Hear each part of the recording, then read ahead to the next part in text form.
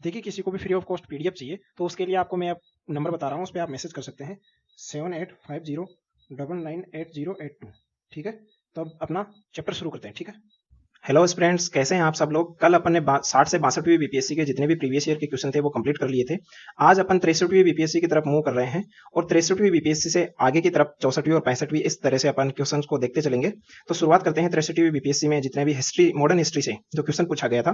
क्या क्वेश्चन था, शुरुआत करते हैं। क्वेश्चन बोल रहा है, निम्न में से किस देसी रियासत को अंग्रेजों ने अपने क्षेत्र में नहीं मिलाया था। ठीक है, चार ऑप्शन है, इनमें से किसको नहीं मिलाया था। पहला है सिंध, ग्वालियर, अवध और सतारा। ठीक है, देखिए बात करते हैं, सिंध को भी अंग्रेजों ने मिलाया था, ग्वालियर को नहीं मिला पाए, अवध और सतारा इनको अंग्रेजों ने अपने क्षेत्र में मिला लिया था। देखिए बात करते हैं सिंध को इन्होंने 1843 के अंदर अपने क्षेत्र में मिला लिया था। ग्वालियर नहीं मिला पाए। अवध को क्या हुआ, 1854 में अपने क्षेत्र में मिलाया और सतारा को मिला पाए वो 1848 को।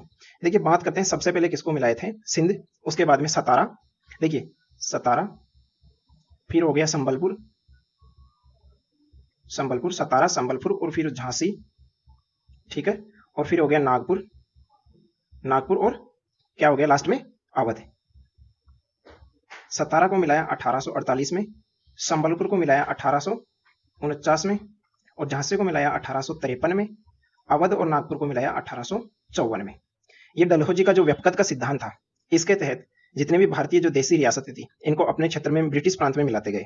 ठीक है, ये क्वेश्चन कंप्लीट। अब नेक्स्ट क्वेश्चन की तरफ अपन मूव करते हैं, इसको एक बार हटा देते हैं। अब देखिए नेक्स्ट क्वेश्चन देखते हैं, गांधी जी के नमक सत्याग्रह का एकमात्र उद्देश्य क्या था। ऑप्शंस को देखते हैं, नमक कानून को निरस्त करना, सरकार के सत्ता की कटौती, आम लोगों के लिए आर्थिक राहत और भारत के लिए एक पूर्ण स्वराज। इनमें से पूछा है कि एकमात्र उद्देश्य क्या था। देखिए बात करते हैं एकमात्र उद्देश्य की, तो इस ऑप्शन के अकॉर्डिंग जाते हैं तो हमारा ये ऑप्शन सही हो जाता है, क्योंकि इसका एकमात्र उद्देश्य नहीं था। देखिए नमक कानून को निरस्त करना ये भी था, साथ ही साथ आम लोगों के लिए आर्थिक राहत में मिले, ये दो उनका उद्देश्य था। तो इनमें से उपयुक्त में से एक से अधिक वाला राइट आंसर अपना हो जाएगा। देखिए नेक्स्ट क्वेश्चन की बात करते हैं, 1921 में 1921 का मोपला विद्रोह कहाँ हुआ था। बात करते हैं असम, केरल, पंजाब और बंगाल में। देखिए मोपला विद्रोह हुआ था ना, वो हुआ था केरल में। ठीक है, बात करते हैं कि ये मोपला विद्रोह किनके नेतृत्व में हुआ था। तो इसका नेतृत्व कर रहे थे अली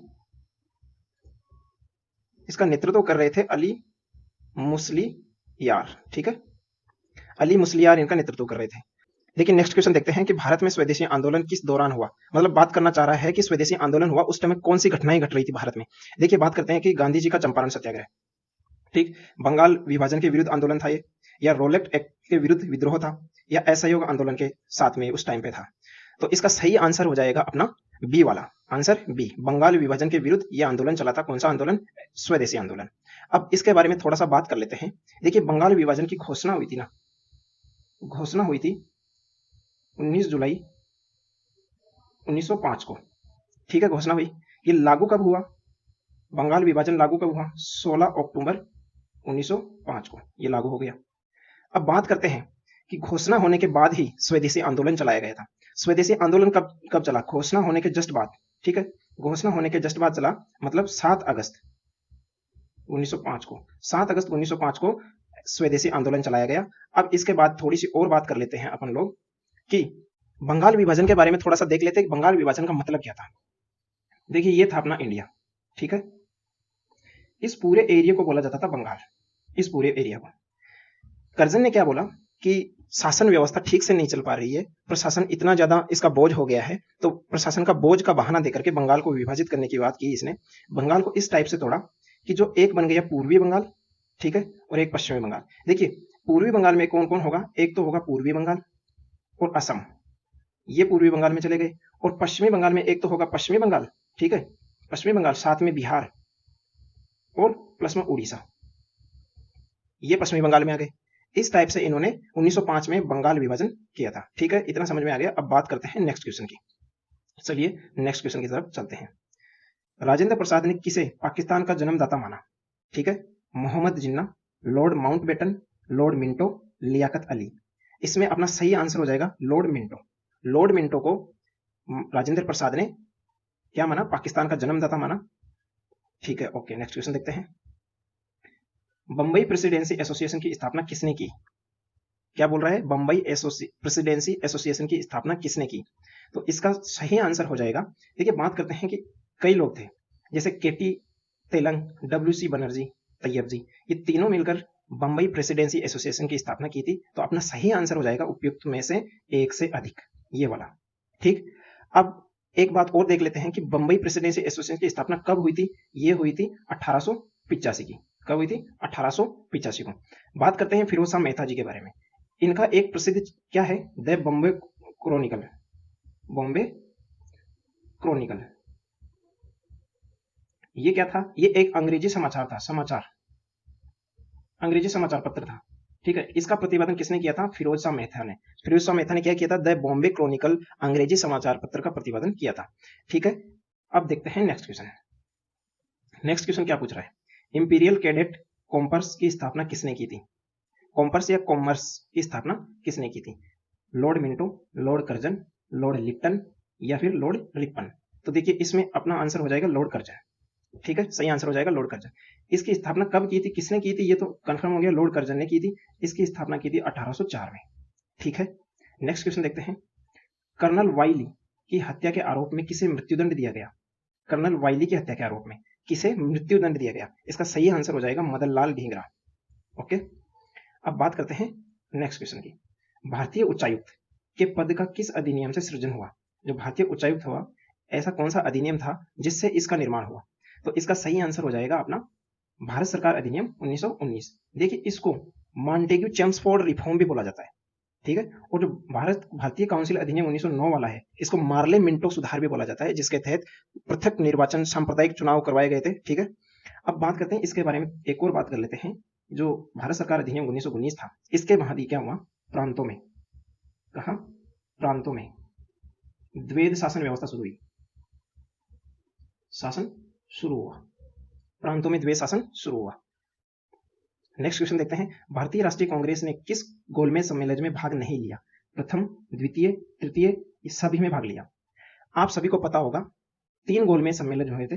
एक हुआ था 1930 को, एक हुआ 1931 को, एक हुआ 1932 को। देखिए पहले में कांग्रेस भाग नहीं ली थी, तीसरे में भी गोलमेज सम्मेलन हुआ, इसमें भी भाग नहीं ली थी, दूसरे गोलमेज सम्मेलन में भाग ली थी। इसका मतलब क्या हुआ? गोलमेज सम्मेलन में भाग नहीं लिया, नहीं पूछा है, तो इसमें हो जाएगा प्रथम और तृतीय, मतलब आंसर चला जाएगा ई, उपयुक्त में से एक से अधिक। ठीक है, बात करते हैं यही अपन ने क्या बात करते हैं कि मुस्लिम लीग, कौन? मुस्लिम लीग प्लस में अंबेडकर जी, इन दोनों ने तीनों गोलमेज सम्मेलन में भाग लिया था। तीनों गोलमेज सम्मेलन में इन्होंने भाग लिया था। ठीक है, अब अपन चलते हैं नेक्स्ट क्वेश्चन की तरफ। नेक्स्ट क्वेश्चन क्या बोलता है? बात करते हैं नेक्स्ट क्वेश्चन की। महात्मा गांधी ने भारतीय राष्ट्रीय कांग्रेस के किस अधिवेशन की अध्यक्षता की थी? ठीक है, इसका सीधा सा आंसर चला जाता है 1924 वाला। कहां हुआ था? बेलगांव में। बेलगांव में, ये कहां है? ये कर्नाटक में है। ठीक, इसके बारे में अपन थोड़ा सा और बात कर लेते हैं। देखिए 1924 में महात्मा गांधी ने बेलगांव अधिवेशन की अध्यक्षता की। इससे पहले क्या हुआ था? 1920 में गांधी जी ने असहयोग आंदोलन चालू किया था। असहयोग आंदोलन, जो 1922 में, ठीक कब? 1922 फरवरी, कौन सी तारीख थी? 12 फरवरी को, मतलब स्थगित कर दिया गया था असहयोग आंदोलन को, यहां आकर के स्थगित कर दिया था 1922 में, क्योंकि 1922 में 5 फरवरी को चोरी चोरा की घटना हो गई थी, जिसके कारण ये क्या है कि 12 फरवरी को गांधी जी को असहयोग आंदोलन को स्थगित करना पड़ा।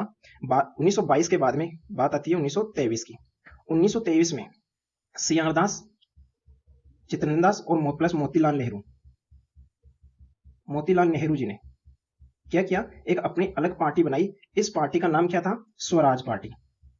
स्वराज पार्टी, ये पार्टी बनाई 1923 में। किन्होंने बनाई? सियारदास और मोतीलाल नेहरू जी ने। अब क्या होता है, जब गांधी जी 1924 में बेलगांव अधिवेशन की अध्यक्षता करते हैं, तब जाकर के ये स्वराज पार्टी वापस से कांग्रेस में मिल जाती है। कांग्रेस में मिल जाती है। इतना समझ में आया? चलिए अब बात करते हैं नेक्स्ट क्वेश्चन की।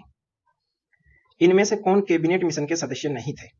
देखिए कैबिनेट मिशन का मतलब क्या होता है? कैबिनेट मतलब मंत्रिमंडल। मंत्रिमंडल में कौन होते हैं? जितने भी पॉलिटिशियन होते हैं, मंत्री लोग होते हैं, वो मंत्रिमंडल में होते हैं, कैबिनेट में होते हैं। तो जो इंग्लैंड की कैबिनेट थी, उसके 3 सदस्य भारत आए थे। क्यों आए थे? इसका मेन उद्देश्य यह था कि भारत में संविधान सभा का निर्माण करना, देशी रियासतें और जो ब्रिटिश प्रांत जो थे, इन दोनों के बीच में मध्यस्थता का काम करने के लिए आए थे कि इनकी सहमति से एक संविधान सभा बनाई जा सके। ठीक है, तो उसमें 3 सदस्य आए थे, 3 मंत्री आए थे एक तरीके से, इसीलिए इसको बोला जाता है कैबिनेट मिशन। ब्रिटिश जो मंत्रिमंडल था वहां से 3 कौन, इसमें से पूछ रहा है कौन नहीं थे? पैथिंग लॉरेंस था, स्टेफोर्ड क्रिप्स था और एवी अलेक्जेंडर भी था। ठीक है, इसमें अपना आंसर हो जाएगा वेवेल वाला, ये अपना आंसर सही हो जाएगा। अब बात करते हैं इस जो कैबिनेट मिशन थी, इसकी अध्यक्षता कौन करता? अध्यक्षता कौन कर रहा था? तो इसकी अध्यक्षता कर रहा था लॉरेंस। कौन? पैथिक लॉरेंस इसकी अध्यक्षता कर रहा था। बात करते हैं कैबिनेट मिशन भारत कब आया? भारत आया था 1946 को। भारत आया था 1946 को। इतना समझ में आया? अब नेक्स्ट क्वेश्चन की तरफ मूव करते हैं। देखिए क्वेश्चन क्या बोल रहे हैं, नाउ और नेवर। पेम्पलेट किसने लिखा? नाउ और नेवर का मतलब, नाउ मतलब अभी और नेवर मतलब कभी नहीं। तो इस एक पेम्पलेट बना रखा था, ये किसने लिखा था? ये रहमत अली ने। ये बोलता था कि अभी नहीं तो कभी नहीं। इस पेम्पलेट के माध्यम से क्या करता था, ये अलग प्रांत, एक अलग मुल्क की मांग करता था जिसका नाम था पाकिस्तान। जो रहमत अली है ना, इन्होंने एक पेम्पलेट बनाया नाउ और नेवर, अभी नहीं तो कभी नहीं करके, एक पाकिस्तान की मांग करता था। इतना आप सब लोगों को समझ में आ गया। देखिए बात करते हैं नेक्स्ट क्वेश्चन की। सती को गैर कानूनी किसने घोषित किया? जो सती प्रथा चल रही थी देश में, अपने जो सामाजिक जो व्यवस्थाएं थी, रूढ़िवादी व्यवस्थाएं चल रही थी, तो इसको गैर कानूनी किसने घोषित किया? इसका सही आंसर हो जाता है विलियम बेंटिंक ने। कब किया था? 1829 में। देखिए भारतीय जो समाज सुधारक हुआ करते थे, जिसका नाम था राजा राम मोहन राय। ठीक है, राजा राम मोहन राय ने इस विलियम बेंटिक पे बहुत ज्यादा प्रेशर बनाया कि आप जो ये भारतीय समाज में कुरीतियां चल रही है, आप हमारे देश में शासन कर रहे हो, आप ऐसा कोई रूल्स लेके आओ जिससे कि ये जो सती प्रथा जैसी कुरीतियां हैं ये समाप्त हो सके। तो इनको जबरन मजबूरी में विलियम बेंटिक ने सती प्रथा को बैन किया। ठीक है, इतना समझ में आ गया आप सब लोगों को? देखिए नेक्स्ट क्वेश्चन की बात करते हैं, पंजाब भूमि हस्तांतरण अधिनियम कब पारित किया गया? तो इसका सीधा सा आंसर हो जाता है अपना 1900। आंसर सी इसका करेक्ट आंसर है। बात करते हैं, लास्ट क्वेश्चन है, राज्य विभाग की स्थापना। राज्य विभाग की स्थापना किसकी अध्यक्षता में की गई? देखिए राज्य विभाग की स्थापना है ना, वो महात्मा गांधी, जेएल नेहरू, बीबी पंत और सरदार पटेल, इनमें से अपना राइट आंसर हो जाएगा सरदार पटेल के नेतृत्व में या इनकी अध्यक्षता में राज्य विभाग की स्थापना की गई। देखिए राज्य विभाग की स्थापना, इसका उद्देश्य क्या था? इसका सीधा सा उद्देश्य एक ही था कि भारत में, किसमें? भारत में राजनीतिक एकीकरण, राजनीतिक एकीकरण को बढ़ावा देना की बात करते थे ये, इसीलिए उन्होंने राज्य विभाग की स्थापना की थी। इनकी स्थापना कब की थी? तो वो सन थी 1947 को। सन 1947 को सरदार पटेल जी के नेतृत्व में राज्य विभाग की स्थापना की गई। अब बात करते हैं अपन नेक्स्ट बीपीएससी। कौन सी बीपीएससी? इस बीपीएससी का नाम है 64वीं बीपीएससी। ठीक है, इसके बारे में अपन बात करते हैं, इसके क्वेश्चन किस प्रकार से थे। तो अब 64वीं बीपीएससी के क्वेश्चन को देखते हैं। देखिए पहला क्वेश्चन है, फौजी नहीं है यहाँ पे, फरेजी आंदोलन है। ठीक है, फरेजी आंदोलन की शुरुआत किसने की? इसमें देखते हैं, हाजी शरीयतुल्लाह, सैयद अहमद, सलीमुल्लाह, एम ए जिन्ना। इसका सही आंसर हो जाएगा ए, ऑप्शन ए, हाजी शरीयतुल्लाह। ठीक है, ये जो है ना फरेजी आंदोलन, ये कब हुआ था? ये हुआ था 1818 में। पुस्तक poverty and un British rule in India किसने लिखी? कौन सी पुस्तक? Poverty and un British rule in India, किसने लिखी? इस पुस्तक के बारे में सब आप सब लोग जानते हो। इसका राइट आंसर हो जाएगा दादा भाई नौरोजी। ठीक है, दादा भाई नौरोजी। 1929 में कांग्रेस अधिवेशन में पूर्ण स्वराज का पताका किसने उठाया? मौलाना मोहम्मद अली, पंडित जवाहरलाल नेहरू, वल्लभ भाई पटेल, सुभाष चंद्र बोस। इसका सही आंसर हो जाएगा पंडित जवाहरलाल नेहरू, आंसर बी। देखिए इसके बारे में थोड़ा सा और बात कर लेते हैं। ये जो अधिवेशन हुआ 1929 वाला, ये कहाँ हुआ? लाहौर में हुआ। ठीक है, इसके बारे में और बात करते हैं। तो देखिए जो ये अधिवेशन हुआ था, उस टाइम पे पंडित जवाहरलाल नेहरू जी ने दो बात बोली थी। एक बात तो थी 31 दिसंबर 1929 को क्या किया? रावी नदी के तट पे क्या किया? जो भारतीय झंडा था, भारतीय झंडा तिरंगा लहराया। ठीक है, कब? 31 दिसंबर 1929 को। दूसरी बात यह है कि उन्होंने बोला, घोषणा की क्या? कि 26 जनवरी 1930 को, 26 जनवरी 1930 से हम क्या करेंगे? स्वतंत्रता दिवस मनाएंगे। क्या? पहला फर्स्ट स्वतंत्रता दिवस मनाने की घोषणा की। इतना सबको पता चल गया। 1929 का जो कांग्रेस का अधिवेशन हुआ था वो लाहौर में हुआ था। इसमें 31 दिसंबर 1929 को रावी नदी के तट पे भारतीय झंडा तिरंगा लहराया। साथ ही 26 जनवरी 1930 को पहला स्वतंत्रता दिवस मनाने की घोषणा की किन्होंने, पंडित जवाहरलाल नेहरू जी ने। और इसकी अध्यक्षता भी किसने कर रही थी? पंडित जवाहरलाल नेहरू जी। दूसरा क्वेश्चन देखते हैं, निम्न में से कौन सा ईस्ट इंडिया कंपनी के सिपाहियों को विद्रोही बनाने का कारण नहीं था? देखिए क्वेश्चन समझ में आया या नहीं। ये बोल रहा है कि ईस्ट इंडिया कंपनी के सिपाही, ईस्ट इंडिया कंपनी के सिपाही मतलब भारतीय जो सिपाही थे वो ईस्ट इंडिया कंपनी में शामिल हो गए थे, उसमें जॉब करते थे, तो उनको विद्रोही बनाने का कारण नहीं था। ठीक है, देखिए ऑप्शन पढ़ते हैं। ईसाई धर्म फैलाने के लिए कंपनी के अधिकारियों के प्रयास। ठीक, ये बात सही है कि वो ईसाई धर्म को फैलाने के लिए कंपनी के अधिकारी जितने भी लोग थे वो ये प्रयास कर रहे थे कि ईसाई धर्म ज्यादा से ज्यादा फैले, तो इसमें कारण नहीं पूछ रहा है, नहीं पूछ रहा है ना। बात करते हैं दूसरे ऑप्शन की, जहाज पर यात्रा करने के लिए सिपाहियों को आदेश। ये बात भी सही है कि ये भी विद्रोह का ये कारण हुआ था। तीसरी बात है भत्ते की रोकथाम, ये बात भी सही है। ठीक है, अब बात करते हैं डी ऑप्शन, अधिकारियों की असक्षमता। ये आंसर इसका राइट हो जाएगा अपना। ये कारण नहीं था कि विद्रोह करने का, ये कारण नहीं था कि अधिकारी असक्षम थे। ठीक है, तो ये इसका सही आंसर हो जाएगा। मुगल बादशाह बहादुर शाह जफर के बारे में कहा जाता था कि उसके साम्राज्य की सीमा थी, कि बहादुर शाह जफर की साम्राज्य था ना, उसकी सीमा कहां तक थी? तो इसका देखिए आंसर तो जो है चांदनी चौक से पालम तक है, आंसर ए है। लेकिन बीपीएससी ने क्या किया? बीपीएससी ने ना इसको मतलब कि डिलीट मार दिया। ठीक है, इस क्वेश्चन को डिलीट मार दिया कि क्योंकि कंफर्मेशन नहीं होने के कारण से इस क्वेश्चन को डिलीट मार दिया। वैसे आंसर चांदनी चौक से पालम है। ठीक है, अब देखते हैं आगे अपन क्वेश्चंस को। ठीक, क्वेश्चन है, इनमें से किसने ईस्ट इंडिया कंपनी के कंट्रोल के खिलाफ बगावत नहीं की? नहीं जरूर पढ़ना है। कंट्रोल मतलब इसके जो शासन था, ईस्ट इंडिया कंपनी के शासन के खिलाफ बगावत नहीं की, कंट्रोल के खिलाफ। ठीक है, विजयनगरम का राजा, ठीक, हैदराबाद का निजाम, तमिलनाडु का पोलीगार, त्रावणकोर के दीवान वेल्लू थम्पी। इसमें जो है क्वेश्चन पूछ रहा है कि बगावत इसमें से नहीं की थी, नहीं की, उस वो आंसर सही होगा। त्रावण के दीवान जो थे ये इन्होंने किया था। तमिलनाडु का जो पोलीगार इन्होंने भी किया था। देखिए हैदराबाद का निजाम इन्होंने इनका विरोध नहीं किया था। ठीक है, इनके शासन के खिलाफ इन्होंने विरोध नहीं किया था। बात आती है विजयनगर जो ये साम्राज्य था, इसके बारे में थोड़ा सा बात कर लेते हैं। देखिए विजयनगर साम्राज्य की स्थापना हुई 1336 में। किन्होंने की? दो भाई थे, हरिहर, हरिहर प्लस बुक्का। कौन? बुक्का। हरिहर और बुक्का ने विजयनगर साम्राज्य की स्थापना की। कब की? 1336 में, इतना पता है। अब बात आती है, देखिए बात करते हैं, बात आती है 1565 की। 1565 के आसपास ये विजयनगर साम्राज्य क्या हुआ? समाप्त हो गया था। 1565 के आसपास समाप्त हो गया। इसका सीधा सा मतलब ये होता है कि जो ईस्ट इंडिया कंपनी थी वो बनी कब थी? सन 1600 में बनी। ठीक, और भारत आई थी 1608 में। ठीक है कि नहीं है? तो इस कंपनी के आने से पहले ही विजयनगर साम्राज्य क्या हो चुका था? समाप्त हो चुका था। इसीलिए ये बगावत कैसे करेंगे? ये तो थे ही नहीं, तो ये तो वैसे सही हो गए। और हैदराबाद का निजाम जो लोग थे उस टाइम पे थे कंपनी के शासनकाल के समय, इन्होंने रहते हुए नहीं किया था इसकी बगावत, इसलिए आंसर अपना बी सही हो जाएगा। 1875 के दक्कन के दंगों का तात्कालिक कारण क्या था? तात्कालिक कारण पूछ रहा है। ठीक है, अकाल की छाया, महाजनों के द्वारा ऊंची ब्याज दर, ऊंची भू राजस्व दर, जबरदस्ती किए गए धार्मिक सुधार का विरोध। इसका सही आंसर हो जाएगा महाजनों के द्वारा ऊंची ब्याज दरें। रजनी पामदत्त ने कहा वे साम्राज्यवाद से लड़ते भी थे और सहयोग भी करते थे। उन्होंने किस राजनीतिक गठबंधन के बारे में यह कहा?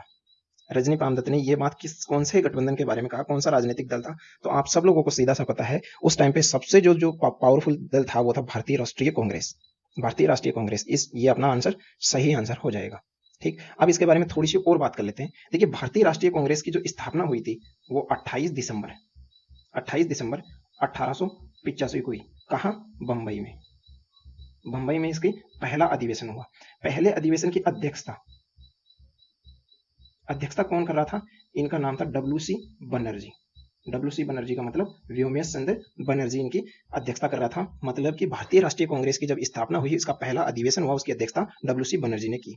बात करते हैं थोड़ा आगे, बात करते हैं सन 1907 की। देखिए हर साल दिसंबर के मंथ में भारतीय राष्ट्रीय कांग्रेस की अधिवेशन हुआ करता था। अब 1907 का टाइम आया, उस टाइम पे क्या हुआ? तो ये भारतीय राष्ट्रीय कांग्रेस है ना, ये क्या है, दो पार्ट में बट गई। एक तो गर्म दल में और एक नरम दल में। ठीक है, इसके कुछ नेताओं का मानना था कि जो भारतीय राष्ट्रीय कांग्रेस है ये सही काम नहीं कर रही है, ठीक है, ये वार्ता का माध्यम अपना रही है, एक एप्लीकेशन लिख के देना, उसका मतलब कि जो भी प्रॉब्लम्स थी उनको अंग्रेजों के सामने वार्ता के माध्यम से पहुंचाना। और एक भारतीय राष्ट्रीय कांग्रेस में वो लोग ऐसे थे जो हम अपने दम पे इस प्रॉब्लम को ठीक करेंगे, इस मानसिकता के थे। तो इसलिए गरम दल और नरम दल, दो दल में इसका विभाजन होगा 1907 में। जब ये 1907 का अधिवेशन हुआ था, इसकी अध्यक्षता कौन कर रहा था? तो इसकी अध्यक्षता किया था रास बिहारी घोष, ठीक है। कांग्रेस की 1907 की जो अधिवेशन की अध्यक्षता रास बिहारी घोष कर रहे थे। नेक्स्ट क्वेश्चन देखते हैं, निम्न में से कौन सा एक राष्ट्रीयवादी समाचार पत्र नहीं था? राष्ट्रीयवादी समाचार पत्र नहीं था। द हिंदू, बंगाली, दी मेहरता और द टाइम्स ऑफ इंडिया। इसका सही आंसर हो जाएगा द टाइम्स ऑफ इंडिया। ये एक राष्ट्रवादी समाचार पत्र नहीं था, ठीक है। ये एक क्या था? ये अंग्रेजी समाचार पत्र था, अंग्रेजी समाचार पत्र था। ये एक अंग्रेजी समाचार पत्र था। बात करते हैं आगे। देखिए इस क्वेश्चन को ना आप ध्यान से पढ़ना।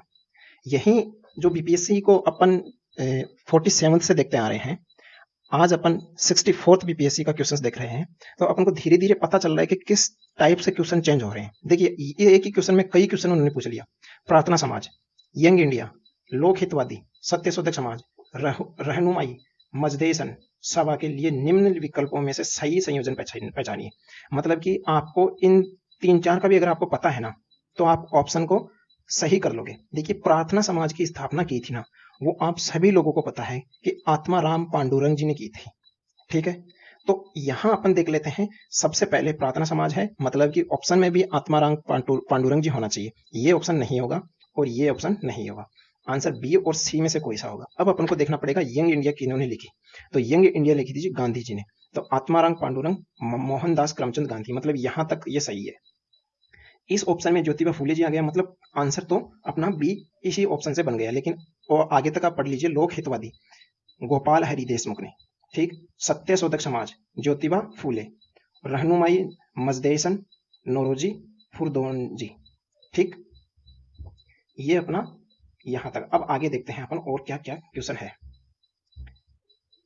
देखिए ये क्वेश्चन भी वैसा ही है। नीचे दिए गए विकल्पों में से राष्ट्रवादी समाचार पत्रों कौन सा? द हिंद, केसरी, बंगाली, हिंदुस्तानी सुधारक के संपादकों के नामों का सही संयोजन ज्ञात कीजिए, ठीक है। ये पूछने की कोशिश कर रहा है कि द हिंद किसने लिखा, केसरी किसने लिखा, बंगाली किसने लिखा, ये समाचार पत्र है, ठीक है। तो देखिए द हिंद जो है, ठीक है, इन्होंने लिखा था जी सुब्रमण्य अय्यर, जी सुब्रमण्य अय्यर। तो मतलब ये क्वेश्चन, ये ऑप्शन और ये ऑप्शन, दोनों ऑप्शन तो गए। अब सी और डी में से अपन को देखना है। आगे बात करते हैं केसरी। देखिए केसरी किसने लिखा था? तिलक जी ने लिखा था। तो यहां भी बाल गंगाधर तिलक जी है, यहां भी बाल गंगाधर तिलक जी है। मतलब यहां तक अपन को क्लियर नहीं हो पाया कि ऑप्शन सी आएगा या डी। बात करते हैं बंगाली। बंगाली किन्होंने लिखा था? तो बंगाली लिखा था सुरेंद्र नाथ बनर्जी ने। यहाँ ऑप्शन है गंगा प्रसाद और यहाँ सुरेंद्र नाथ बनर्जी ने, मतलब आंसर अपना चला जाएगा डी। हिंदुस्तानी लिखा था गंगा प्रसाद वर्मा ने, और सुधारक जो है ये लिखा था गोपाल कृष्ण गोखले जी ने। बाल गंगाधर तिलक लोकमान्य तिलक के नाम से जाना जाने लगा कब से? वे एक लोकप्रिय शिक्षक बने तब, उन्होंने एक लोकप्रिय अखबार शुरू किया तब, सरकार ने उन्हें रैंड मर्डर केस में अभियुक्त बनाया तब, उन्होंने शिवाजी और गणपति उत्सव शुरू किया तब। इसका सही आंसर चला जाएगा अपना आंसर सी, ठीक है। देखिए लोकमान्य की जो ये उपाधि मिली ना इनको, ये सन याद रखना 1897 में इनको लोकमान्य की क्या मिली? उपाधि मिली, ठीक। अब देखते हैं अपन नेक्स्ट क्वेश्चन। सरकार के विरोध में असेंबली में बम फेंकने के समय भगत सिंह की उम्र क्या थी? ठीक है, मतलब ये पूछ रहे हैं कि भगत सिंह जी की उम्र पूछ रहे हैं। 21 साल से थोड़ा ज्यादा, 25 साल से थोड़ा ज्यादा। देखिए इसका सही आंसर हो जाएगा आंसर बी, 21 साल से थोड़ा ज्यादा, ठीक है। ओके, अब बात करते हैं इसमें एक और देख लेते हैं कि इन्होंने जो बम फेंका था ना, वो बम क्यों फेंका था? बम फेंकने का कारण ये था पब्लिक सेफ्टी बिल लाया था। ब्रिटिश जो कंपनी थी इन्हें पब्लिक सेफ्टी बिल लाया था। इस सेफ्टी बिल के विरोध में, इसके विरोध में भगत सिंह जी ने क्या किया था? असेंबली में बम फेंका था, ठीक। अब देखते हैं अपन नेक्स्ट क्वेश्चन की तरफ चलते हैं। जलियांवाला बाग नरसंहार किस गांधीवादी सत्याग्रह के संबंध में हुआ? मतलब जलियांवाला बाग जो का हत्याकांड हुआ उस टाइम पे कौन सी घटना चल रही थी? स्वदेशी सत्याग्रह, रोलेट सत्याग्रह, बारदोली सत्याग्रह या व्यक्तिगत सत्याग्रह? इसका सही आंसर आ जाएगा रोलेट सत्याग्रह। ठीक, जो सैफुद्दीन किचलू मतलब कि उसकी अरेस्ट कर लिया था उनको, तो उसके खिलाफ मतलब जलियांवाला बाग में लोग उसका विरोध कर रहे थे। और इसी के घटना के समय जो जनरल डायर था, उन्होंने गोली चलाने का आदेश दे दिया था। लगभग 900 से 1000 लोगों की वहां ऑन द स्पॉट मतलब डेथ हो गई थी। नेक्स्ट क्वेश्चन देखते हैं। किस स्थान पर आदिवासियों ने अंग्रेजों के खिलाफ विद्रोह किया? वो कौन सा स्थान था जहां आदिवासियों ने अंग्रेजों के खिलाफ क्या किया? विद्रोह किया था। बिहार, पंजाब, सिंध और काठियावाड़। ये गुजरात में पड़ता है, सिंध आप जानते हैं, पंजाब भी जानते हैं और बिहार भी आप जानते हैं। तो इसका सही आंसर हो जाएगा अपना ए, बिहार में। देखिए, ये जो अंग्रेजों के खिलाफ विद्रोह हुआ, इसके बारे में बात करते हैं थोड़ा सा और। इस विद्रोह का दूसरा नाम था ना, इसका दूसरा नाम था उलगुलान विद्रोह। इसका दूसरा नाम था उलगिलान विद्रोह। ये कब हुआ था? ये हुआ था 1899 से 1900। ठीक, इसके बारे में थोड़ा, और इसका नेतृत्व कौन कर रहा था? जो इसका ये आदिवासी ये उलगुलान विद्रोह, इसका नेतृत्व, इनका नेतृत्व कर रहा था बिरसा मुंडा। बिरसा मुंडा। ठीक है, अब देखिए थोड़ा सा और जानकारी अपन इस टॉपिक के बारे में ले लेते हैं। क्या देखते हैं कि बिहार के बारे में थोड़ी सी जानकारी ले लेते हैं कि क्या हुआ था और क्या नहीं हुआ था। देखिए, बात करते हैं बिहार के बारे में। पहले इसको एक बार साफ कर देता हूं, उसके बाद में थोड़ा सा आपको बताता हूं बिहार का गठन कैसे हुआ, क्या हुआ। देखिए, बात आती है 22 मार्च 1912। 22 मार्च 1912 की बात आती है। वहां तब क्या हुआ था? बंगाल एक प्रेसिडेंसी हुआ करती थी, तो बंगाल से क्या हुआ था? बिहार एक प्रांत बना। बिहार प्रांत बना अलग। ठीक है, बंगाल से। कब? 22 मार्च 1912 को बंगाल से एक बिहार प्रांत बना। अब देखते हैं बिहार आगे के किन किन टुकड़ों में टूटता है। 1 अप्रैल 1936 को। कब? 1 अप्रैल 1936 को क्या हुआ था? ये बिहार प्रांत था ना, इस बिहार प्रांत से उड़ीसा अलग हो गया। उड़ीसा अलग हो गया। फिर बात करते हैं 15 नवंबर सन 2000 की। वहां क्या हुआ था? ये जो बिहार था, इस बिहार से फिर टूटा कौन? झारखंड। ये समझ में आएगा। 22 मार्च 1912 को बंगाल से बिहार प्रांत बना। 1 अप्रैल 1936 से बिहार से उड़ीसा अलग हुआ और 15 नवंबर 2000 को बिहार से झारखंड अलग हुआ। अब ये जो है ना 22 मार्च बिहार स्थापना दिवस के रूप में मनाया जाता है 22 मार्च। अब चलते हैं अपन अपने नेक्स्ट क्वेश्चन की तरफ। ठीक है, देखते हैं नेक्स्ट क्वेश्चन क्या है। नेक्स्ट क्वेश्चन, ठीक, चलिए चलते हैं। क्वेश्चन क्या बोल रहा है? अतः सदैव सहमति के साथ और अक्सर वाणिज्य मंडल के निर्देशों पर भारत सरकार चलती है और इसे व्हाइट मेंस बर्डन कहा जाता है। ये किसने कहा था? इसका जो आंसर अपन देखते हैं, तो इसका आंसर चला जाता है सच्चिदानंद सिन्हा। देखिए, सच्चिदानंद सिन्हा जी के बारे में थोड़ी सी और बात कर लेते हैं। जब अपनी संविधान सभा बनी, तो संविधान सभा की जो पहली बैठक हुई ना, वो डेट थी 9 दिसंबर 1946 को। इसमें क्या हुआ कि अध्यक्ष बनाने की बात आई, तो अध्यक्ष किसे बनाया जाए? तो उस टाइम पे सबसे जो बुजुर्ग व्यक्ति थे, वो कौन थे? सच्चिदानंद सिन्हा जी थे। सच्चिदानंद सिन्हा जी थे। ठीक, इनको अध्यक्ष बना दिया गया। कैसा अध्यक्ष? इनको बनाया गया अस्थायी अध्यक्ष थे। फिर उसके 2 दिन बाद 11 दिसंबर 1946 को स्थायी अध्यक्ष बनाया गया, जिनका नाम था राजेंद्र प्रसाद जी। ठीक, इनको स्थायी अध्यक्ष बनाया गया 11 दिसंबर 1946 को। ये बात आपको सच्चिदानंद सिन्हा जी के बारे में पता चला कि ये अस्थायी अध्यक्ष थे संविधान सभा के। ठीक, बात करते हैं नेक्स्ट क्वेश्चन की तरफ चलते हैं। निम्न में से महात्मा गांधी का भारत में पहला सत्याग्रह कौन सा था?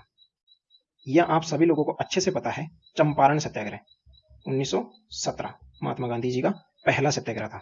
देखिए, इसमें क्या था? चंपारण में तिनकटिया पद्धति अंग्रेज क्या करते हैं, किसानों से काम करवाते। तिनकटिया मतलब 3/20 कट्ठा जमीन पे। अगर किसी किसान के पास 20 कट्ठा जमीन है, तो उसके 3 कट्ठा पे क्या की जाती? नील की खेती करवाई जाती थी। ठीक है, और नील की खेती ऐसी होती थी कि एक बार वहां होने के बाद में बाकी फसलें नहीं होती थी। ये जमीन को क्या कर देती थी? मिट्टी को क्या कर देती? उर्वरक नहीं करती थी, मतलब उनकी क्वालिटी को खराब कर देती थी। इसलिए वहां के किसान लोग परेशान हो रखे थे, और यहीं से चंपारण से ही गांधी जी का जो राजनीतिक, जो प्रत्यक्ष रूप से राजनीति में भागीदारी थी गांधी जी की, वो यहां से शुरुआत हो गई थी। बात करते हैं नेक्स्ट क्वेश्चन की। गांधी जी असहयोग आंदोलन में लोगों को शराब से परहेज करने का आग्रह किया गया। फलस्वरूप सरकार के राजस्व में भारी कमी आई। एक प्रदेश की सरकार ने लोगों को फिर से शराब पीने को प्रेरित करने के लिए प्रमुख व्यक्तियों की एक सूची प्रसारित की जो शराब पीते थे। उस प्रदेश का नाम बताइए। देखिए, ऐसा क्वेश्चन आया पूरा घुमा फिरा के, उसका नाम था बिहार। आंसर हो जाएगा अपना बी। नेक्स्ट क्वेश्चन देखते हैं। फरवरी 1938 में बिहार की चुनी गई सरकार ने किस कारणवश इस्तीफा दिया था? भारत का युद्ध में शामिल होना, गांधी के आह्वान पर अंग्रेजों के खिलाफ सत्याग्रह, अंग्रेजों द्वारा लगाया गया भारी कर, राजनीतिक बंदियों को छोड़ना। इसका सही आंसर हो जाएगा राजनीतिक बंदियों को छोड़ना। यह आंसर अपना सही हो जाएगा। तो चलिए, अपन ने ये जो अपनी 64वीं बीपीएससी थे वहां तक अपन ने क्वेश्चंस को कर लिया है। अब आगे देखेंगे 65वीं बीपीएससी जो लगी थी, इसके क्वेश्चन आंसर करेंगे। ठीक है, तो देखिए बात करते हैं 65वीं बीपीएससी के जितने भी क्वेश्चन आए थे हिस्ट्री सब्जेक्ट से, उनके बारे में देख लेते हैं एक बार। अपन ने 64वीं बीपीएससी के बारे में देख लिया, अब 65वीं बीपीएससी के क्वेश्चन देखते हैं। चलिए शुरू करते हैं। देखिए क्वेश्चन है, किसकी सहायता से हैदर अली ने 1755 में डिंडीगुल में एक आधुनिक शस्त्रागार की स्थापना की थी? डच विशेषज्ञ, ब्रिटिश विशेषज्ञ, स्पेनिश विशेषज्ञ या फ्रेंच विशेषज्ञ? तो इसका सही आंसर हो जाएगा अपना फ्रांसीसी जो थे, इनके साथ मिलकर के इन्होंने आधुनिक शस्त्रागार की स्थापना की थी।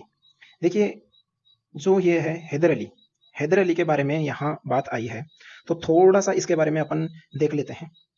क्या देखते हैं? हैदर अली जो है ना, 1761 में मैसूर का शासक बनता है। मैसूर का शासक बनता है,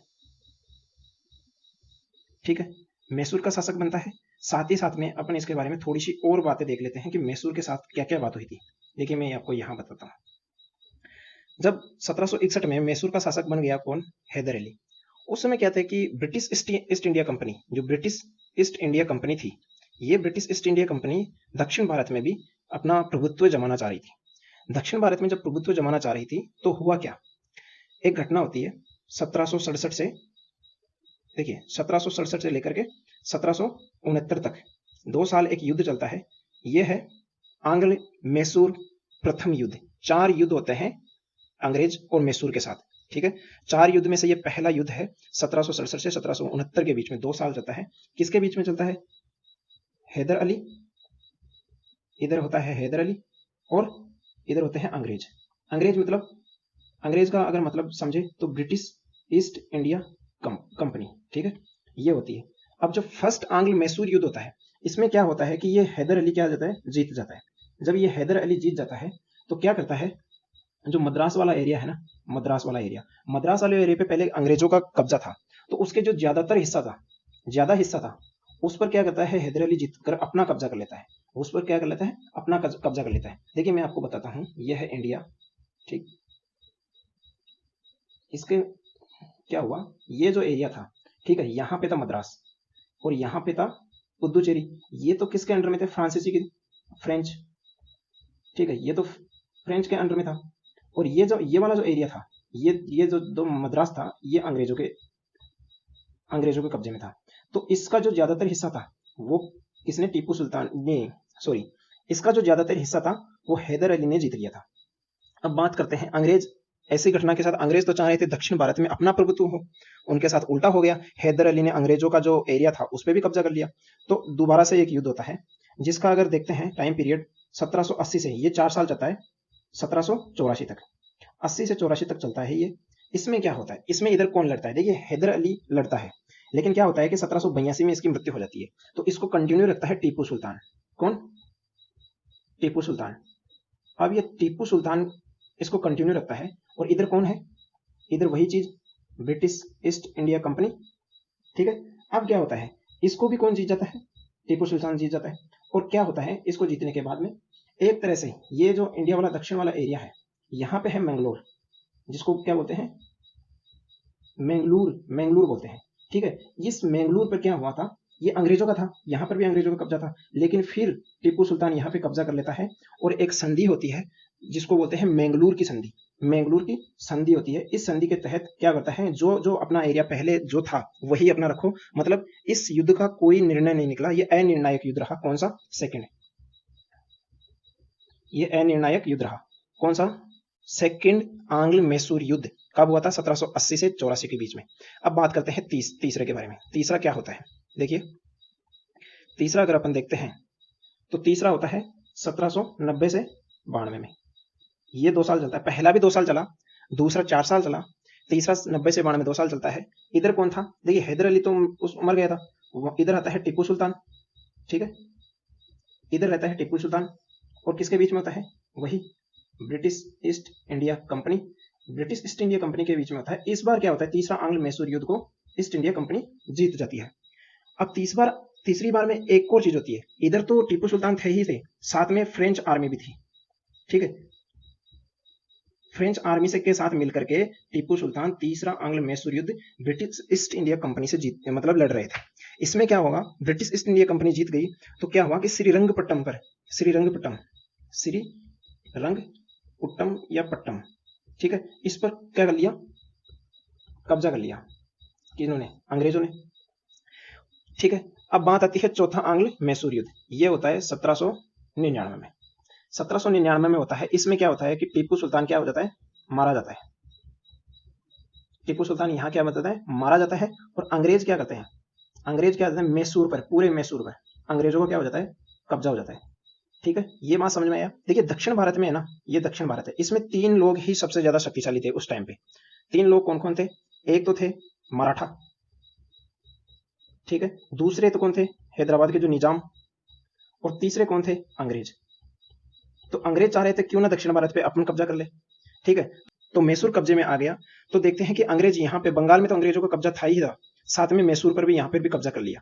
तो ये तो हो गया अंग्रेजों के, मतलब ब्रिटिश ईस्ट इंडिया कंपनी के अंडर में, ठीक है। उसके जस्ट बाद में यहाँ थे निजाम, और यह वाला जो हैदराबाद वाला इलाका है, ठीक है, यहाँ पे थे कौन?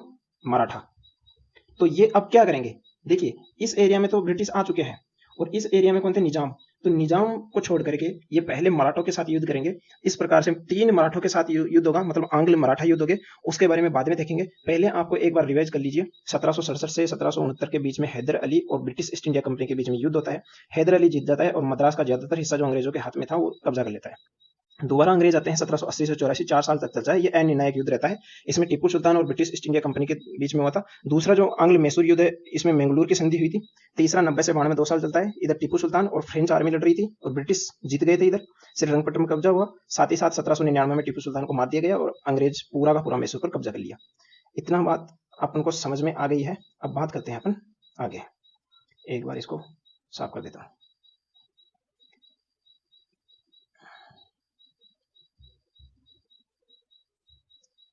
अब देखिए, बात करते हैं आगे।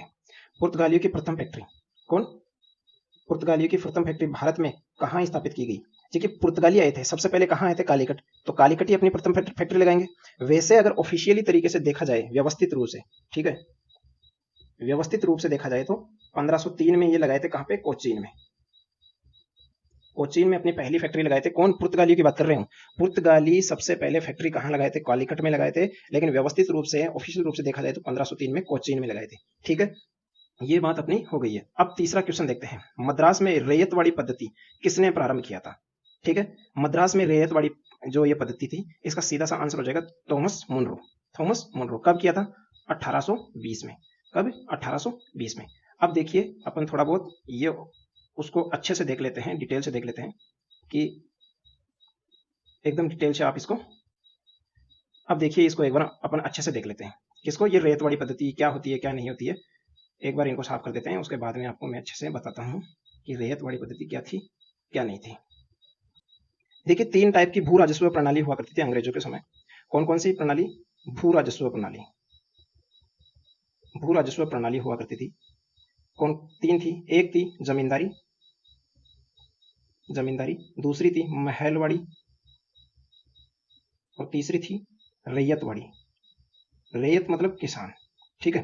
अब हुआ क्या था, देखिए मैं आपको अच्छे से समझा देता हूं। एक बार ये रैयतवाड़ी से क्वेश्चन आया है, फिर से भी कभी क्वेश्चन आ सकता है, इसलिए मैं आपको अच्छे से समझा दे रहा हूं। ये अपना इंडिया का एक बार मैप बना लेते हैं। ये है इंडिया, ठीक है, ये मानिए, ठीक, ये इंडिया हो गया। बात करते हैं, पहले तो एक बार इनकी लोकेशन देख लेते हैं कि रैयतवाड़ी पद्धति कहाँ थी, किस एरिया में थी, महलवाड़ी और जमींदारी। सबसे पहले बात करते हैं तो महलवाड़ी पद्धति थी इधर उत्तरी भारत में, जैसे पंजाब, हरियाणा, यूपी, इस इलाके में कौन सी पद्धति थी? महलवाड़ी। पंजाब, हरियाणा, यूपी वाले जिस क्षेत्र में थे, यहाँ पे थी महलवाड़ी। ये महलवाड़ी पद्धति, ये कितने प्रतिशत एरिया पे थी? ये 30% पे। ये क्वेश्चन आता है, महलवाड़ी पद्धति, तीनों का मिलान आ जाएगा। महलवाड़ी 30% पे थी, या रैयतवाड़ी 51% पे थी, जमींदारी 19% पे थी, इस तरह से क्वेश्चन आएगा। तो महलवाड़ी पद्धति का एक तो लोकेशन और ये किस एरिया में थी, ये ध्यान रखना। दूसरी बात, जो ये महलवाड़ी पद्धति थी, इसका मतलब क्या होता था? महल मतलब गांव, और गांव का जो मालिक होता था, गांव का जो प्रधान होता था, वही क्या करता? टैक्स कलेक्ट करता था। इस पद्धति में गांव का जो प्रधान होता था वही टैक्स कलेक्ट करता था, और ये 30% एरिया पे थी, यूपी और जो पंजाब हरियाणा वाला एरिया है, इस एरिया में। दूसरी बात करते हैं, ये जो एरिया है, ठीक है, ये जो एरिया, इसमें कौन सी पद्धति थी? इसमें थी जमींदारी। जमींदारी पद्धति थी। ये कितने एरिया पे थी? ये थी 19% एरिया पे। ठीक है, जमींदारी कितने पे थी? 19% एरिया पे। जमींदारी पद्धति में देखिए, बात करते हैं, जमींदारी पद्धति को अपन स्थायी बंदोबस्त भी एक तरह से बोलते हैं। देखिए 1793 की बात करते हैं। 1793 में कॉर्नवालिस, कौन था? कॉर्नवालिस। इसने क्या किया? इसने ये जो पद्धति है ये बंगाल में लागू किया, जमींदारी पद्धति। ठीक है, कॉर्नवालिस ने। इसी को क्या बोलते हैं? स्थायी बंदोबस्त। स्थायी बंदोबस्त क्या था? 1793 में लागू किया गया। और जमींदारी पद्धति, इसका मतलब क्या होता था? देखिए, इधर है गवर्नमेंट, गवर्नमेंट मतलब ब्रिटिश ईस्ट इंडिया कंपनी, बीच में होता था जमींदार, बीच में होता था जमींदार, और इधर होता था किसान। किसानों से टैक्स जो है ना वो जमींदार लेता था, और जमींदार फिर है इस ब्रिटिश ईस्ट इंडिया कंपनी को देता था। ठीक है, तो जमींदार अपने आप में क्या करता था? 11% टैक्स खा लेता खुद, 89% इसको देता था गवर्नमेंट को। ठीक है, ये समझ में आया। जमींदारी पद्धति 19% एरिया पे थे, सबसे ज्यादा यही ध्यान रखने के लिए है। और जमींदारी जो पद्धति है किस एरिया में थे? बंगाल वाले एरिया में। यहाँ मैंने लोकेशन बता दिया। साथ ही साथ ये दक्षिणी एरिया है, यहाँ पे कौन सी पद्धति? रैयतवाड़ी। रैयतवाड़ी, यहाँ पे थी रैयतवाड़ी पद्धति। और ये कितना परसेंट हुआ? देखिए 19% पे ये, 30% पे ये, तो रैयतवाड़ी लगभग 51% एरिया पे थी। ठीक है, रैयतवाड़ी के बाद में समझ में आया। बंबई और जो बंबई और जो दक्षिणी भारत था, इसमें रैयतवाड़ी पद्धति। रैयत मतलब किसान। इसमें क्या होता था? बीच में कोई नहीं होता था, ये गवर्नमेंट और किसान, डायरेक्ट गवर्नमेंट और किसान डायरेक्ट गवर्नमेंट को टैक्स देते थे। ये जो पद्धतियां हैं आपको अच्छे से समझ में आ गई होगी। इस क्वेश्चन का जो आंसर है, रैयतवाड़ी पद्धति किसने लागू की? टॉमस मुनरो ने। यहाँ पे जो ये रैयतवाड़ी पद्धति है ना, इसको लागू किया था टॉमस मुनरो ने। जो जमींदारी पद्धति लागू किया था कॉर्नवालिस ने 1793 में। इतना समझ में आ गया। अब देखिए आगे चलते हैं, अपना क्वेश्चन देखते हैं। नेक्स्ट क्वेश्चन, किसने कहा था 1857 की घटना का प्रारंभ धर्म के संघर्ष के रूप में हुआ था, और उस घटना का अंत हुआ स्वतंत्रता संग्राम के रूप में? ये किसने बोला था? ठीक है, इसका सीधा सा आंसर है डॉक्टर एस एन सेन ने। डॉक्टर एस एन सेन ने इनको बोला कि ये ऐसी घटना थी जिसका प्रारंभ तो धर्म के संघर्ष के रूप में हुआ था, लेकिन अंत हुआ है स्वतंत्रता संग्राम के रूप में। साथ ही साथ जो 1857 की क्रांति हुई, उस टाइम पे गवर्नर जनरल कौन था भारत का? ठीक है, कैनिंग। कौन था? कैनिंग। देखिए, कैनिंग और कर्जन में अंतर समझ लेना। कर्जन तो था 1905 में, जहां बंगाल विभाजन हुआ था। कैनिंग था 1857 के समय। ठीक, साथ ही साथ जो बीडी सावरकर थे, बीडी सावरकर ने 1857 की क्रांति को क्या नाम दिया? ये पहला, मतलब फर्स्ट स्वतंत्रता संग्राम था ये। इसको फर्स्ट स्वतंत्रता संग्राम किसने बोला? बीडी सावरकर जी ने। और एस एन सेन ने क्या बोला कि ये एक ऐसी घटना थी जो धर्म के आधार पर शुरू हुई और अंत में स्वतंत्रता संग्राम के रूप में अंत हुआ। नेक्स्ट क्वेश्चन देखते हैं, किस वर्ष में एक भारतीय महिला भारतीय राष्ट्रीय कांग्रेस की अध्यक्ष बनी? भारतीय राष्ट्रीय कांग्रेस की अध्यक्ष बनी कौन? भारतीय महिला। कब बनी? देखिए, इसमें आंसर आ जाएगा ई, क्योंकि इसमें ऑप्शन में ही नहीं दे रखा। भारतीय जो महिला थी ये 1925 में जो कांग्रेस का अधिवेशन हुआ था, इसमें अध्यक्ष बनी थी कांग्रेस की। ठीक है, और अगर भारतीय महिला ने पूछ करके ऐसा पूछ ले कि भारतीय राष्ट्रीय कांग्रेस की पहली महिला अध्यक्ष कौन थी, तो सरोजिनी नायडू आ जाएगा। ठीक है, ये मैंने आपको पिछले जो बीपीएससी के क्वेश्चंस थे उनमें ये क्वेश्चन आ चुका है। मतलब बहुत से ज्यादा क्वेश्चंस क्या है, बार बार रिपीट हो रहे हैं। अब बात करते हैं नेक्स्ट, निम्न कथनों में से कथन सही है। कौन सा कथन सही है? देखिए, लाइक अली निजाम के एग्जीक्यूटिव काउंसिल के प्रेसिडेंट थे। क्या बोल रहा है? ये समझ में आया। लाइक अली निजाम के एग्जीक्यूटिव काउंसिल के प्रेसिडेंट थे। हैदराबाद के खिलाफ ऑपरेशन पोलो 48 घंटे तक चली। कश्मीर राज्य ने इंस्ट्रूमेंट ऑफ एक्शन 15/8/1947 के दिन हस्ताक्षरित किए गए। शाहनवाज भुट्टो जूनागढ़ स्टेट के आखिरी दीवान थे। और के एम मुंशी को भारत सरकार हैदराबाद में अपने एजेंट के रूप में नियुक्त किया था। देखिए, इस टाइप के क्वेश्चन पूछने लग गई है बीपीएससी, तो इसलिए थोड़ा सा डीप पढ़ने की जरूरत है बीपीएससी में, क्योंकि इसमें है ना, देखिए केवल 1 4 5 केवल ये इस टाइप से क्वेश्चन का कॉम्बिनेशन बना के ये पूछ रही है। इसमें जो अपना सही आंसर हो जाएगा ना, वो अपना आंसर चला जाएगा आंसर फर्स्ट। ये बात सही है। लाइक अली निजाम एग्जीक्यूटिव काउंसिल के प्रेसिडेंट थे। हैदराबाद के खिलाफ ऑपरेशन पोलो 48 घंटे तक चली, नहीं, बात 48 घंटे तक नहीं चली थी, ये 5 दिन तक चला था। ठीक है, 5 दिन तक चला था। और तीसरी बात यह है कि ये भी बात गलत है। ठीक, और ये दोनों बात तो सही है।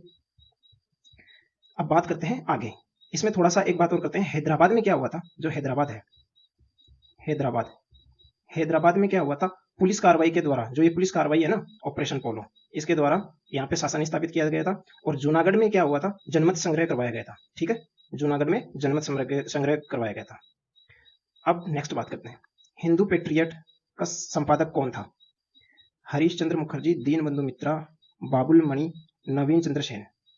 जो इसका सही आंसर हो जाएगा ना, इसका आंसर चला जाएगा अपना फर्स्ट, हरीश चंद्र मुखर्जी। अब बात करते हैं नेक्स्ट क्वेश्चन के बारे में। इंडियन एसोसिएशन का नेतृत्व किसने किया था? सुरेंद्रनाथ बनर्जी, आनंद मोहन बोस, द्वारकानाथ गांगुली और आरसी दत्त। देखिए इसमें आंसर चला जाएगा अपना ई। क्यों? क्योंकि इसका जो नेतृत्व किया था ना, जो इसकी स्थापना की थी, वो किया था सुरेंद्रनाथ बनर्जी और आनंद मोहन बोस, ये दोनों मिलकर। ठीक, इसकी स्थापना कर दी। इंडियन एसोसिएशन का स्थापना कब हुई थी? इसकी हुई थी 1876 को। 1876 को स्थापना हुई थी। फिर बाद में जाकर के 1885 में जब इंडियन नेशनल कांग्रेस बनी, इंडियन नेशनल आईएनसी बनी, ठीक है, उसमें ये जाकर के बाद में मिल गई थी। जब इंडियन नेशनल कांग्रेस बनी तो ये इंडियन एसोसिएशन इस इंडियन नेशनल कांग्रेस में जाकर के मिल गई थी। तो अपना आंसर हो जाएगा ई, क्योंकि ये दो आंसर सही है। बात करते हैं आगे, साम्राज्य के अंतर्गत स्वशासन नामक उद्देश्य को मुस्लिम लीग ने कब स्वीकार किया? ये जो क्वेश्चन पूछ रहा है कि साम्राज्य के अंतर्गत स्वशासन नामक उद्देश्य को मुस्लिम लीग ने कब स्वीकार किया? तो इसका सीधा आंसर हो जाएगा 1913। ठीक, अब देखते हैं अपन नेक्स्ट क्वेश्चन की तरफ चलते हैं। अपना नेक्स्ट क्वेश्चन है, होम चार्ज या ब्रिटेन में भारतीय सरकार के खर्च में समाहित, मतलब क्या समाहित था? ब्रिटिश भारतीय अधिकारियों की पेंशन, सही बात है। ब्रिटिश भारतीय जो अधिकारी थे, इनकी पेंशन जो भारतीय सरकार जो होती थी, वो अपने से ही कलेक्ट करके अपना खर्चा उठाती थी। ठीक है। दूसरी बात है, भारत में खरीदे गए सैन्य व अन्य, इस पे भी यहाँ का जो टैक्स था, यहाँ से ही पैसे लेकर के इसमें खर्च करते थे।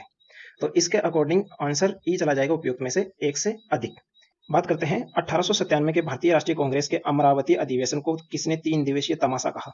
3 दिवसीय तमाशा ये बोला है, किन्होंने बोला है पूछ रहा है। तो इसका आंसर हो जाएगा अश्विनी कुमार दत्त ने। अश्विनी कुमार दत्त ने इसको 3 दिवसीय तमाशा बोला था। ठीक है, 1897 का जो अधिवेशन हुआ था उसको। जिम्मरमैन योजना से संबंधित व्यक्ति थे। जिम्मरमैन योजना ये योजना थी एक, इससे कौन कौन जुड़े हुए व्यक्ति थे? ठीक है, इसमें देखिए 2 व्यक्ति थे, लाला हरदयाल और भूपेन दत्त। ठीक, तो इसके अकॉर्डिंग अपना आंसर चला जाएगा ई, उपयुक्त में से एक से अधिक।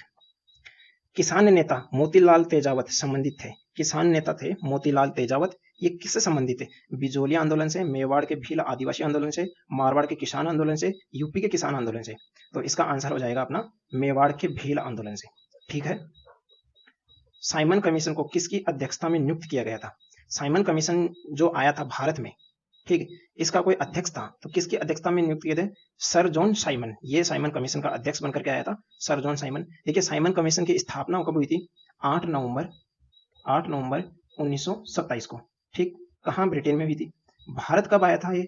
3 फरवरी 1928 को ये भारत पहुंचा था साइमन कमीशन। इस साइमन कमीशन के भारत आगमन के विरोध में लाला लाजपत राय ने साइमन कमीशन गो बैक के नारे लगाए थे, काले झंडे लेकर के। ठीक है, ये बात आपको याद आ गई होगी। अब देखते हैं अपना नेक्स्ट क्वेश्चन के बारे में। 1920 के मध्य में हिंदुस्तानी सेवा दल की शुरुआत किसने की थी? हिंदुस्तानी सेवा दल, ये हिंदुस्तानी सेवा दल की शुरुआत किसने की थी? 1920 के मध्य में की थी। तो इसका आंसर अपना चल जाएगा कौन सा? NM हार्डिगर। ठीक, MN हार्डिगर। नेक्स्ट क्वेश्चन है, बंबई योजना में प्रस्ताव था। देखिए बंबई योजना में प्रस्ताव था, इसमें आंसर अपना ई जा रहा है। इस बंबई योजना को बिरला टाटा योजना भी बोला जाता था। ठीक है, इसका जो ये दूसरा नाम है बिरला टाटा योजना भी बोला जाता है बंबई योजना को। तो देखिए दोस्तों, अपन लोगों ने ये जो 65वीं बीपीएससी है, यहाँ तक अपन ने हिस्ट्री सब्जेक्ट के बहुत सारे क्वेश्चन कर लिए हैं। इससे अपन को ये पता चला होगा कि हिस्ट्री में किस टाइप के क्वेश्चन पूछ रहा है और कहाँ तक अपनों को पढ़ने की जरूरत पड़ रही है। ठीक है, तो देखिए अगर आप सब लोगों को ये पीडीएफ चाहिए, फ्री ऑफ कॉस्ट ये पीडीएफ मैं सेंड कर दूंगा। देखिए अगर किसी को ये पीडीएफ चाहिए तो मैं आपको एक मोबाइल नंबर बता रहा हूँ, ठीक है, मोबाइल नंबर बता रहा हूँ, इस नंबर पे आप व्हाट्सएप पे मैसेज करेंगे पीडीएफ करके, तो आपको ये पीडीएफ मिल जाएगी। देखिए, एक बार में याद नहीं होगा, आपको बार बार इन क्वेश्चंस का प्रैक्टिस करता रहना होगा, बार बार इनको पढ़ते रहना होगा। ठीक है, तो मैं आपको नंबर दे रहा हूँ, नंबर है 78 50 99 80 82। ठीक, 78 50 99 80 82, इस नंबर पे आप व्हाट्सअप कर सकते हैं और पीडीएफ ले सकते हैं। देखिए, सब लोगों से मेरा यही रिक्वेस्ट है कि प्लीज़ इस चैनल को आप देख रहे हैं तो इसको लाइक और सब्सक्राइब करना आपका ये कर्तव्य बनता है, ड्यूटी बनता है। तो प्लीज़ इसको सब्सक्राइब करो, लाइक करो, और जो भी आपका पसंदीदा जो भी कमेंट है, आप जो भी कमेंट कर सकते हैं कीजिए, कोई दिक्कत नहीं है।